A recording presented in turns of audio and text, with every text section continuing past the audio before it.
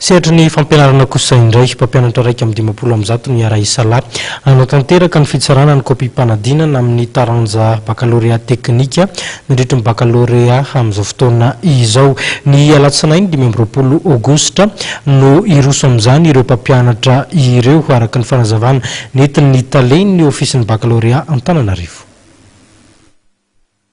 Manomboka androany tokoa ny fitsarana ireo partie teknika izay natao tamin'ny herinandro lasa ho an'ireo matière teknika ireo zany dia misy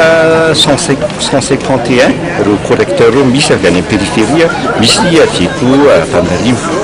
Ny maharitra eo amin'ny 4 andro eo fitsarana an'io matière teknika ireo dia isorana ny fahavitrihan'ireo correcteur moa zany ary irazina mba hirindra soamantsara ny fitsarana ny baka manontolo amin'ity taona 2014 ity. Manahoana ny fandaminana napetraka eo amin'izay fitsarana eto aloha na ny sécurisation, sécurité rehetra dia voalamina tsara, ny toerana anaovana ny correction efa voalamina, efa voarindra ny afatsafatra ny menany correcteur alohan'ny hitsarana ny fanadina. Io mantsy dia araka ny mahazatra tsy manomboka ny correction satria efa misy koa ilay commission d'entente izay isaky ny matière